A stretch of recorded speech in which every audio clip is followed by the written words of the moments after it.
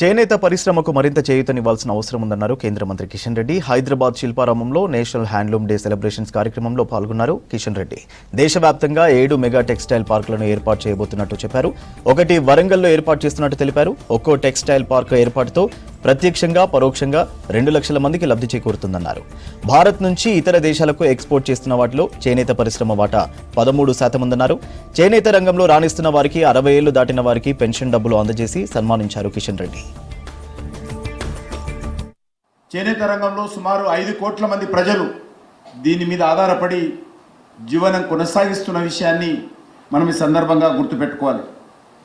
మన యొక్క చేనేతకు సంబంధించినటువంటి క్లాత్ కానీ, మన యొక్క దేశవాళికి సంబంధించినటువంటి ఫ్యాషన్ సంబంధించినటువంటి వస్తువులు కానీ విస్తృతంగా ప్రచారం చేసినట్లయితే ప్రపంచంలో మనము అగ్రగామిగా ఈ యొక్క హ్యాండ్లూమ్ సెక్టార్లో మనకు ఆదరణ లభించేటువంటి అవకాశం ఉంది. దాన్ని పూర్తి స్థాయిలో మనం సద్వినియోగం చేసుకోవాల్సినటువంటి అవసరం ఉంది. ఈ రకంగా ఈరోజు మనం దేశ జీడిపి చూసినట్లయితే 2.3% ఉంది.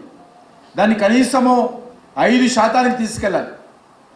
ఈ యొక్క చేనేత రంగము మన దేశ జీడిపిలో 5% వెళితే చాలా పెద్ద ఎత్తున ఉపాధి అవకాశాలు కానీ, ఏదైతే సమస్యలు ఉన్నాయో సమస్యల పరిష్కారం కానీ దోహదపడుతుందనే విషయాన్ని ఈ సందర్భంగా మనం చేస్తున్నాను.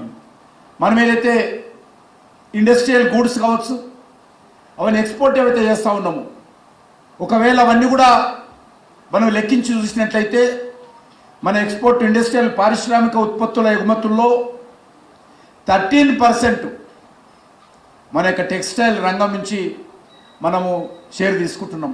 ఆ రకంగా ఇండియా నుంచి ఎగుమతి అవుతున్నటువంటి ఉత్పత్తుల్లో 13% మన యొక్క చేనేత రంగం నుంచే వస్తుందనే విషయాన్ని ఈ సందర్భంగా మనం చేస్తున్నాను. మెగా టెక్స్టైల్ పార్క్స్ దేశంలో 7 ఇవ్వాలని చెప్పి క్యాబినెట్లో తీర్మానం చేస్తే, ప్రత్యేకంగా నేను ప్రధానమంత్రి గారితో మాట్లాడి మా తెలంగాణకు ఒకటి కావాలని చెప్పినప్పుడు ఆయన పెద్ద మనసుతో 7 టెక్స్టైల్ పార్కులు తెలంగాణ దేశమంతా ఇస్తే ఒక టెక్స్టైల్ పార్కు మనకి ఇవ్వడం జరిగింది. అది వరంగల్లో రాబోతుందనే విషయాన్ని ఈ సందర్భంగా మనవి చేస్తున్నాను.